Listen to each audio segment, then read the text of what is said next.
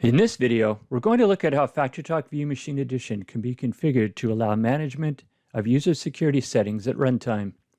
This video contains information that is included in the hands-on lab entitled Machine Level HMI, including 21 CFR Part 11 with FactoryTalk View Machine Edition Advanced Lab, available on the Rockwell Automation OnCourse platform. Talk with your local Rockwell Automation representative if you desire to learn more about FactoryTalk View Machine Edition and its powerful capabilities. To secure your FactoryTalk View Machine Edition application, you can use features from FactoryTalk Security as well as those specific to FactoryTalk View Machine Edition. A combination of these features allows you to prevent unauthorized users from starting or stopping an application, opening graphic displays, and preventing users from seeing and using certain objects on a display. To further extend the usability of existing security features, Runtime User Management capability was introduced in FactoryTalk View Studio version 8.0. Prior to the introduction of the new features, anytime a FactoryTalk security user was added or deleted, or the password needed to be changed for an account, the change was done offline using FactoryTalk View Studio. Once the changes were complete, a new runtime file needed to be generated and redeployed. This process caused unnecessary downtime. As of version 8.0, a new subcategory called User Management was added to the FactoryTalk View Studio Objects menu. This menu option is where the new Runtime User Management objects shown here are located.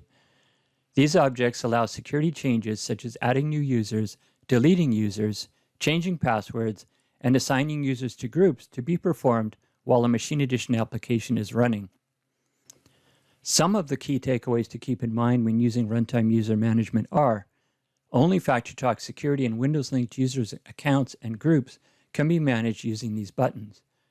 Removing a Windows-linked user or group at runtime will not remove the user from the Active Directory. This action will only remove the user or group from the application. You cannot manage a Windows-linked user account from the runtime, such as change passwords or disable the account. Windows-linked users must be managed from within the Active Directory. Any changes made to users and groups during runtime are contained within the runtime file.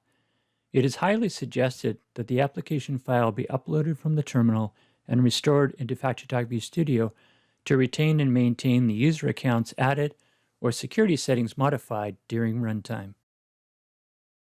Let's examine a running application to see just how easy runtime user management can be. Before we go any further, note that the default user account cannot use the new features, so we will log in as supervisor, a user with full administrator privileges. Once supervisor is logged in, we will open a graphic display called User Management, which contains 4 of the new User Management buttons. Note that in this application, icons have been used instead of text to describe each button's function.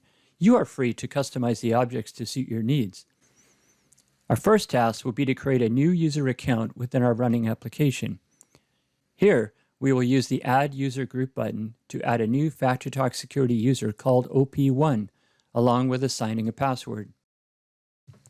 When creating a user, you can also select the Advanced button to configure additional password and account options. Once we have the user configured, clicking the Add button will create the user. Use the Result field to confirm that user OP1 has been added to the FactoryTalk Security. Next, we will use the Modify Group Membership button to add the new user account to an existing group that is part of the configured security.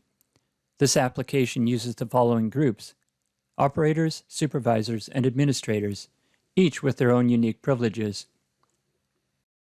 Within the Modify Group Membership dialog, we will select our new OP1 user and select the operator's group. Clicking the Add to Group button will complete the configuration. The Result field will once again update and confirm that user OP1 was added to the operator's group. After canceling out of the Modify Group Membership dialog and closing the User Management display, we will log out as supervisor in preparation for confirming that the new user OP1 can log in correctly, with OP1 displaying as the current logged in user.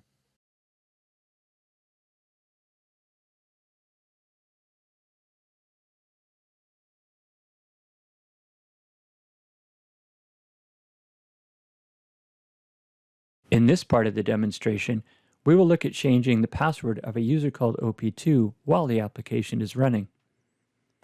Note that Supervisor is the currently logged in user and is a member of the administrators group. From the User Management display, we will select the Change User Password button.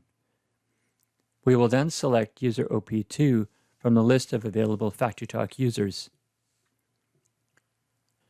Once user OP2 is selected, a new password is entered twice to ensure accuracy before the Change Password button is clicked.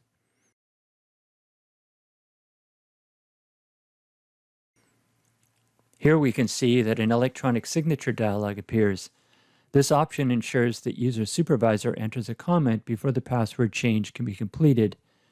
The event recorded by the electronic signature can be logged for auditing purposes. Once a comment is entered and the Accept button is clicked, the result field will update to confirm that the user password change has been successful. After logging out user supervisor and attempting to log in user OP2 using their old password, we can see that the login authentication fails. Another attempt to log in user OP2, this time using their new password, proves that the user can successfully log in using their updated credentials. The change password task is now complete. Let's take a look behind the scenes with FactoryTalk View Studio and see how the user management buttons were configured. First, we'll open the user management graphic display shown in the demonstration. Next, observe that all of the user management buttons can be found under the Objects User Management menu option within FactoryTalk View Studio.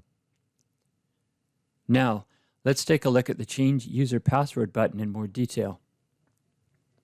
The Change User Password button has two significant options to be aware of, the first being the Mode option. This setting allows either the currently logged in user to change their own password or a user account who is a member of the administrators group to change any user's password.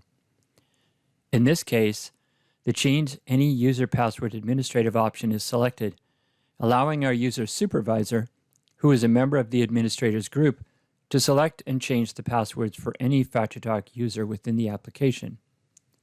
Selecting the Electronic Signature tab, we can see that the button has been configured to require an electronic signature when changing a user account password. The information recorded by the electronic signature is logged to FactoryTalk Diagnostics as a documented record of the password change. Next, we will take a look at the Add User Group button. This button has similar configuration settings, however, there is no mode option. Looking at the Electronic Signature tab, we can see that in this case, the Electronic Signature option was not enabled for this particular button. As with any FactoryTalk application, FactoryTalk security users and groups can be managed at design time by accessing them under the System folder.